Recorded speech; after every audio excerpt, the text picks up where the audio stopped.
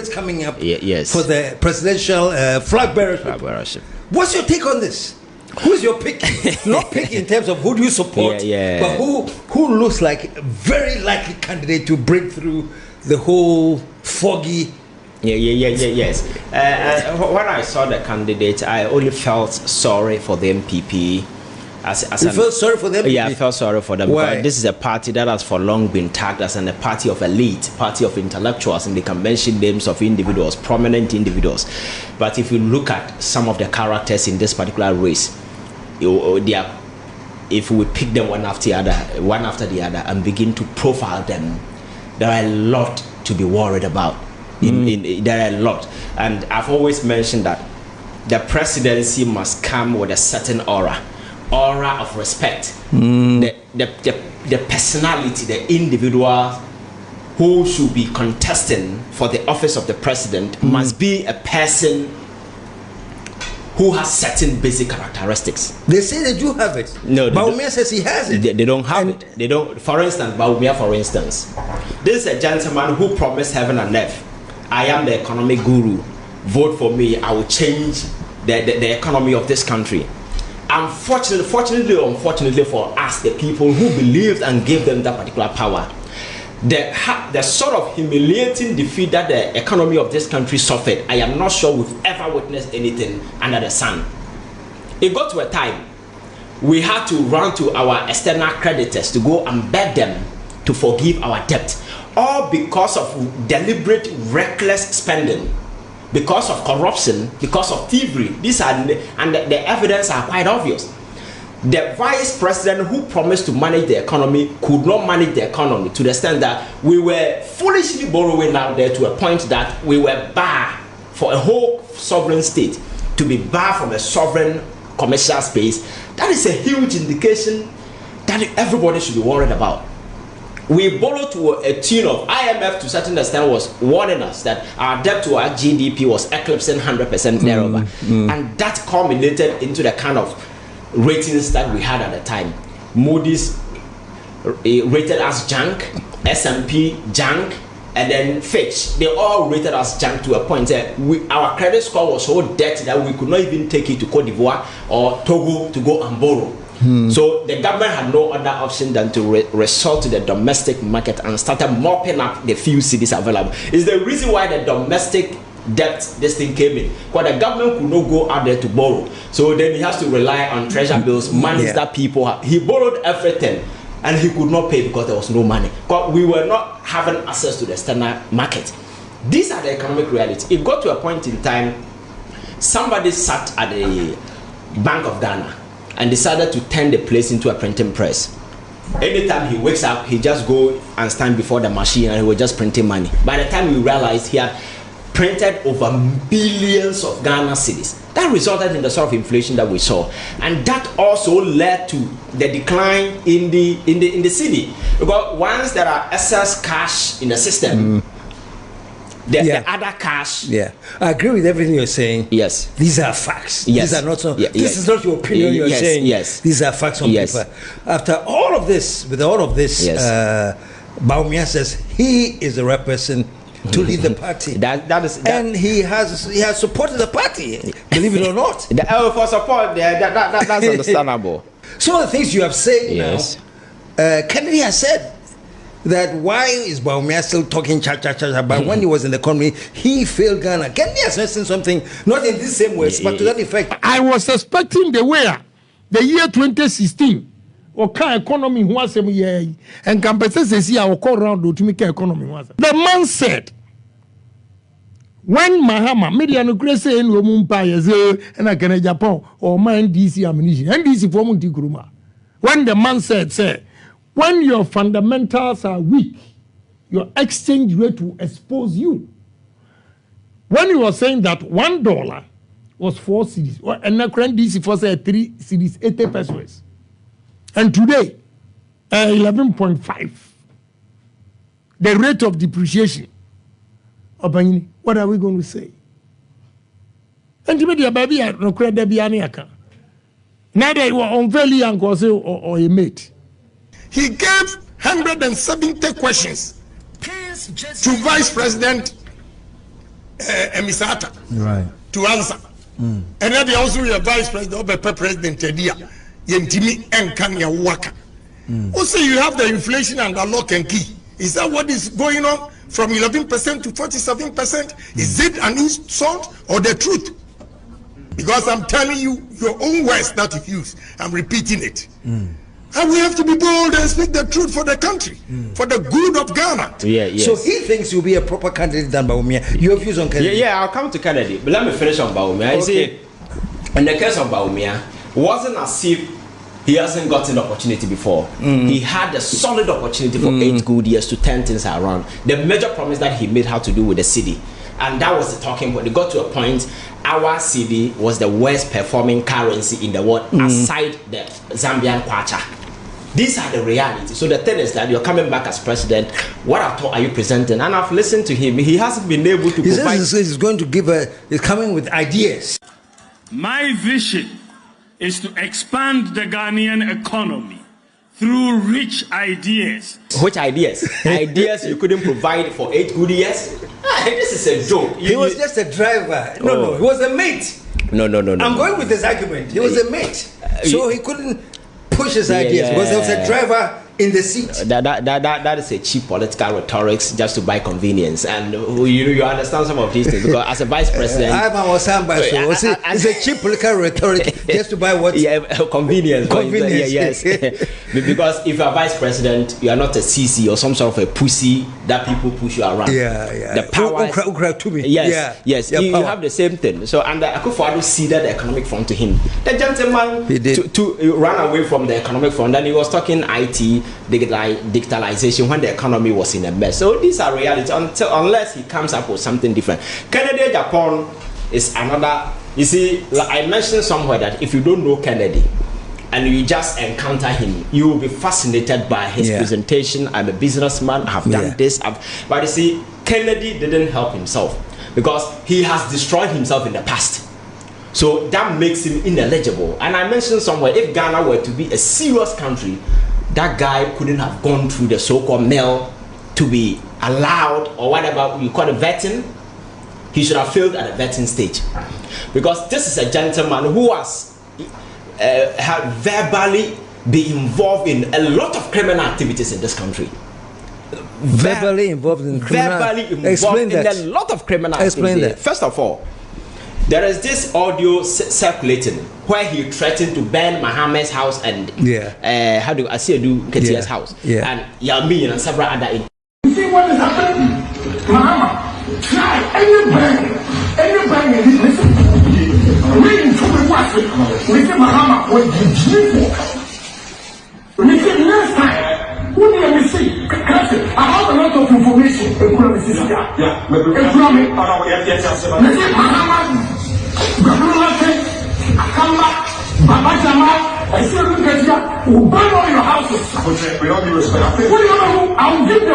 You see, be office of the president, you must have a good temperament, a composure to be able to handle yourself under stressful situation. You must be emotionally intelligent and emotionally stable. This is a gentleman who goes to town and tells the MPP, hey, my secret may release it. If you go to the Jubilee House as president, there are state secrets only you must know. And these are things that will stay with you forever. You don't tell anybody. So this is a guy on a slightest provocation. He tells them, I'm going to reveal your secret. How many times hasn't he threatened the MPP that he was going to release their secret? So president will be releasing the state secret when you are on a least provocation. I think we need to get serious. Again, this is a gentleman who threatened to release a woman's naked pictures. How do you call it? A fierce Schwarzenegger. The following day, the naked pictures are all over on social media. Whether he did it or not, you said it. Again, when Anan's issue came up, Anas and then this gentleman called the guy who died. What is the name? Ahmed Swale. He was the first person to put his image on TV and gave a certain message that when you see him in my premises, beat the hell out of him and come for money. I said, no. Don't allow the guy to come to this premises again. When you see him here, beat him up because he's a bad boy. I said that. Yes, if he comes to my premises anywhere my premises, beat him up, I'll be responsible for it. Yes, the gentleman, his premises is in Medina. The gentleman was killed in Medina. So nobody is saying he killed the person, but one was him. And that is what I'm saying, involved in a lot of verbal criminal activity. This guy should be a subject of a criminal inquisition, so far as this whole issue is concerned. And there are several other cases that we can mention. The back and forth. These are issues of criminality, not just rhetoric. And there are public evidence out there. And I'm saying that the office of the president must come with a certain aura of decency. So you first look at yourself and say, am I fit for this? Because the Council of Elders at the vetting should have pointed all these things, because this is a political party that has lost power. People expect you to rebrand yourself and come with a certain semblance of hope. He's saying that people are saying that he is the right person, not to lead the NPP, to lead Ghana. That's what he says. Ghana is looking or waiting for him. I am pleading with you to vote for Kennedy Agyapong, because in the bus, chop bus, truck from wherever you go, market, Ghanaians are crying for Kennedy Agyapong to lead this country. That's a response to that. You are a Ghanaian, I'm a Ghanaian. Are we waiting for him? Even if the devil comes today, he will have people to support him, because that is how creation is. You understand? I think he has to do self-introspection, ask himself a lot of critical questions. So you see, very often when people follow you and they cheer you up, you become head-swollen and you think you are the new god in town. The reality is that I can understand him. You see, in recent time, the office of the presidency has been cheapened because of what we encountered in the last 8 years. So anybody at all with money can just say, because the motivation of all these guys has been money. He will tell you I have money. But who said money should be a prerequisite to be president? It is not. I cited an example. When Kwame Nkrumah was coming to Ghana, the gentleman came with his bag and his head. He didn't come with money. But people saw that this guy is rich in ideas. This guy is that. Even the people who invited him were jettisoned and they went for Kwame Nkrumah. He had opportunity. He did all these things. And for me, temperament is key. Kennedy Agyapong would have been a perfect person, because I like this military soldier kind of way. But you see, his temperament, emotional intelligence are on the low side. He is somebody who can easily be provoked. And the kind of, you don't think he can work on that? Oh no. I want to be president. I'm going to tone down my temperament. He can't turn down my emotions. He can't say Subai saying all that he's doing is just pretending. Just go and provoke him. You see things that he will say. He's just pretending. And when people are pretending, you could see that it's quite obvious. Then you go to Bryan. Bryan was directly involved in the Ayawaso West Wagon bloody clashes. There was a committee of inquiry that was set up to inquire into what actually happened. The committee recommended that this guy was involved and must be reprimanded. President Akufo-Addo decided to promote him to become an agric minister. So he got away with his involvement in those criminal engagement. As I speak to you, there is a gentleman who has become disabled because of that particular incident. An MP was slapped and nothing was done. This is the track record of this gentleman. And then suddenly, this hotel, this thing pop up. Senate Hotel pop up. Yeah. And he has gotten money. The new Bill Gates in town. He said, I am the one to buy Ghana, to buy you out of your trouble. There was a heated debate in this time by, how do you call it, workers union, organized by everybody, that you are part of cabinet, you are part of government. Common sense should be enough incentive to provoke you to know, say, come on, you are not a right person to go for this thing. But they were all over the place because I've gotten money. So I am saying that presidency has nothing to do with money. But unfortunately, there is this creeping culture of monetization in our politics where anybody at all gets money because the money. Do you call it creeping culture, yes, or it's an established culture? Yes. Yeah, it's not creepy anymore. Because it's happening. It continue happening. You understand? Yeah. And we are not ready to do anything to stop it. Ghana is the only place millionaires just pop up and nobody knows where they got their cash from. You understand? I think that we need to clamp down on some of these things, because if we are not fortunate, we may wake up one day and we'll be having You're trying to say a criminal sitting at the Jubilee House playing president. If we are not careful, we continue to go on this particular line. I am seeking to protect the presidency for the sake of the next generation. I think we need to have somebody who is emotionally intelligent, somebody who is very smart, somebody who is very assertive, somebody who is not an unhinged person, erratic, unpredictable, emotionally unstable person. Any least provocation, then he's going way high. Can I make that claim then? I do him. I don't see anything presidential about him because no. He was this thing. He was an education minister, one of the most sensitive areas.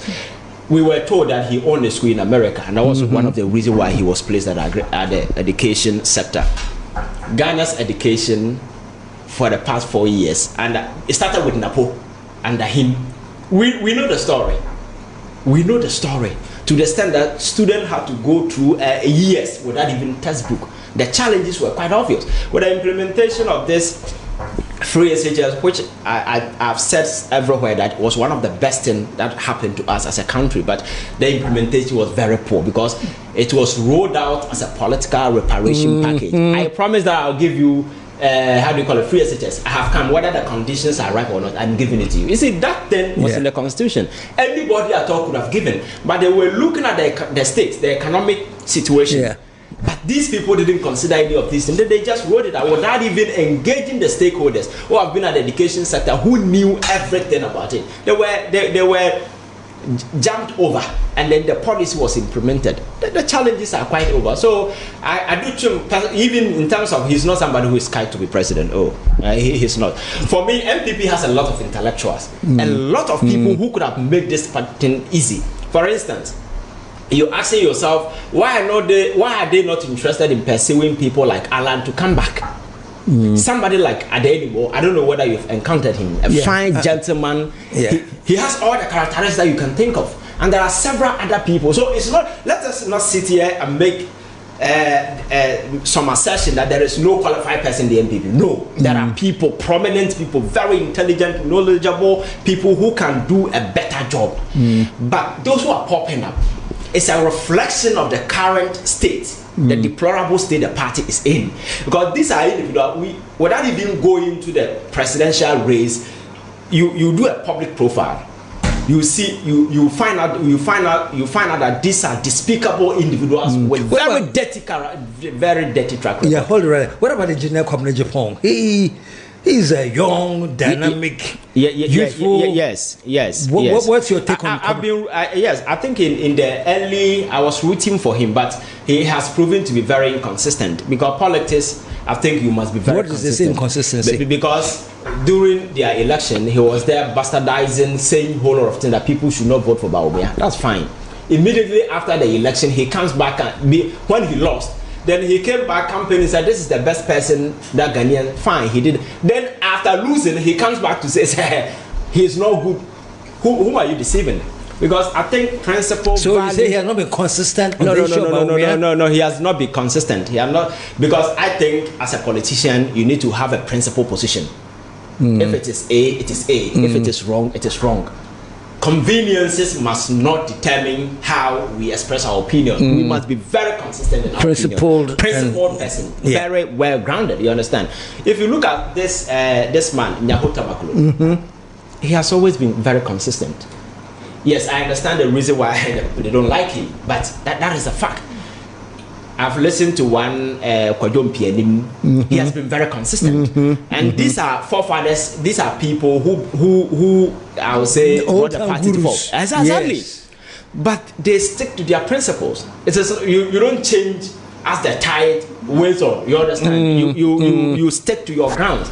So for me, I think the NPP will do themselves a lot of good if they're able to woo some of these individuals. But because we have monetized the space, these individuals don't have the money. Like at the anymore, I don't know whether you've read his letter. I know, he's been my guest before. Good. You know, I've talked to everybody. He's not contesting because the amount of money they are charging them isn't the 1,500,000 that is being thrown around. It is 4.6 million Ghana cedis that you have to pay. That you have to pay to be president.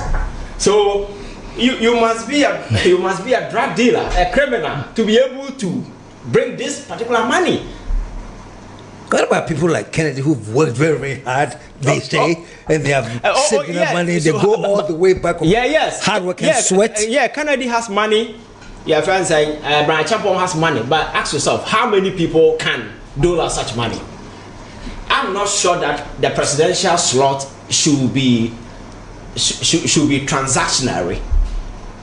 It should rather, what should motivate people to come is the ideas and the vision that you have. Because I am saying, if you do that, you are going to open door to criminals, drug barons and other people to come up and take over your party, because what you're interested in is money.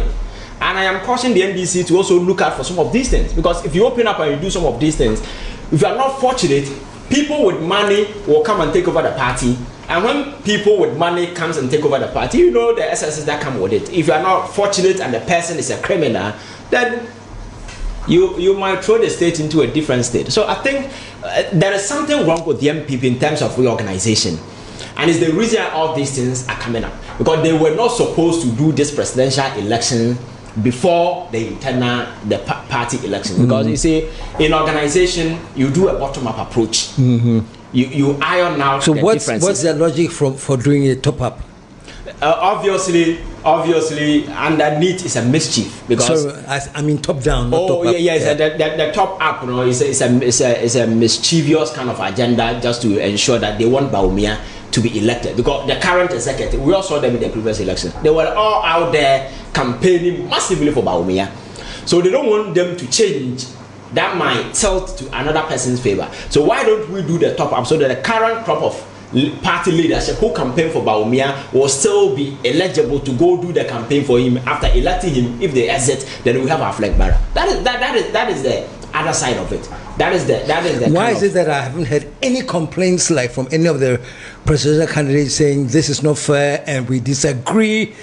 They all seem to have calmly accepted it. So I think initially Kennedy complained, but this is a decision coming from Party Council of Elders. You can't stand against them, you understand, because you are just an individual. The Council of Elders have sat down, they went to their Congress and they agreed that this is the line. But you see, I think that they should try as much as they can to make common sense a friend of the NPP, because that will be enough incentive to provoke you to know that this particular approach is suicidal. Because with this current election, because you've not amended the cracks, look at the kind of rhetoric going on. I listened to somebody who said the wife of Bawumia is a Fulani, and if they vote for him and something happens, she will run away. We live in a civilized democratic country where some of these rhetorics should never be entertained. Tribalism, those kind of tribal politics. The person is a Fulani, and so what? Is he not a human being? And she was Fulani when she was the second vice lady. You didn't have a problem with it, but she cannot be your flag bearer. You see, this intemperate language and those kind of coming up tells you the state the party is in. And I was looking forward. I was thinking that the leadership would do something. Why is the party in that state? It's because there's no strong leadership dictating the direction and flow of things, or why? Because for me, I always say that in many of my shows, some of the people have got accepted to me was because I made certain statements that this is not the NPP that we know. No. How come we flip? How come the thing is flipped? Yes. So that now those who are loud are the empty barrels. Yes. And I think Kufuor expressed his dissatisfaction about the current state the party is in, and this man Kwame Pianim did the same thing. They are all worried about the suicidal state the party finds itself in, because it's like common sense is no longer a friend. And I wonder the Council of Elders what actually goes into their head when it comes to making some of these critical decisions. Because you see, what the NPP is lacking at the moment is leadership in terms of the party. The general secretary, the party chairman, these are not individuals with any clout to influence anything. And if you listen to some of their youth organizers, sometimes these are people who have come to understand politics as something being violent. You need to be very aggressive. You need to insult. you need to show that aggression, that physical display of bravado to be seen as doing something. But politics is a game of intellect. You need to sell an idea, convince somebody, and that is all that politics is about. So the party lacks leadership. I am not sure the general secretary they even respect him. And if you look at some of the things going on, they've been issuing statement upon statement upon statement, and nobody is listening. And again, the current leadership has proven to be biased. So nobody will also take you serious. Because when they were filing their nomination, Kennedy Agyapong complained that when he filed, the party official page was not used to stream his. But when they got to Bawumia's then they used the official party account to do the streaming. These things are because common sense will tell you that you are party executive. This is a party channel. You don't use it for some of these things. If you are using it, you use it for all of them. So if you can conveniently sit there comfortable as a leader of a party and you do some of these things, you want Kennedy to respect you or you want another person to respect you. So they have sold their respect. They don't have it. And we find ourselves in the political space. If you don't command that aura of respect, you can't move anything, you can't do anything, you must first earn it. But respect is a currency we earn, we don't buy. You understand? You live to earn it. So the MPP, I don't know what has become of this particular party. I want the MPP to do well as a political party because we need a decent, credible, robust opposition party to give the NDC a tough time as an opposition party, providing alternative and other stuff to shape discourse in order to have a very stable democracy.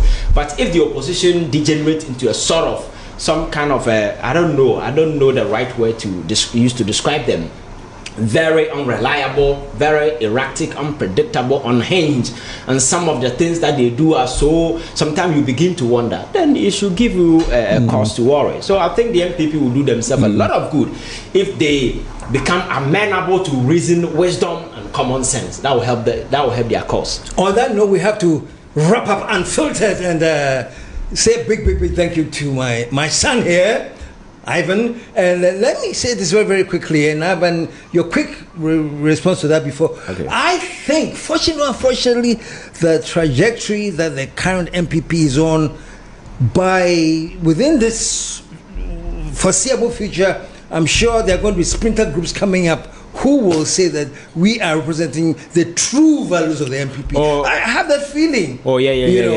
I don't know where it's from, but I think this current crop is making room or encouraging the emergence of splinter groups. Your final say on that we have to wrap up. Yes, because the MPP has taken a sharp detour from their core principles. The so-called values principle that we saw growing up. You don't find any of them. Sometimes you look at some of the characters leading the party in terms of leadership and you feel like, wow.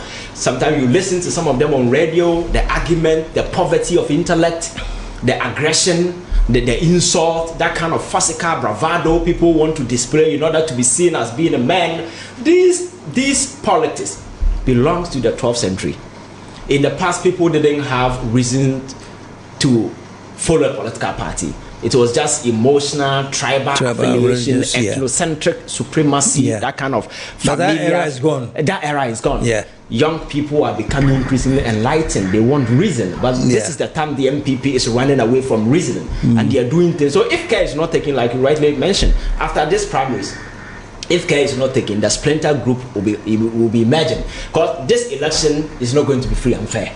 The whole idea is to impose Bawumia. Kennedy and his team will fight it. And if Kyei is not taken, it's going to be bloody. Just mark it somewhere. It's going to be bloody. So it means that the leadership behind, are they seeing these things? You and I, we are not political scientists, but we see that the fine lines that the MPP is heading towards doom. But they don't see it. After losing power, they don't even feel like they've lost power. Look at the rhetoric. Look at the disposition of those in parliament. This belligerent, arrogant posturing. You saw the vetting committee. You saw what actually happened there. The posture has been very aggressive. But I'm saying that politics has nothing to do with aggression this time going. It's about selling fine brain, intelligence, ideas, just to war other people. You listen and say, oh wow, this is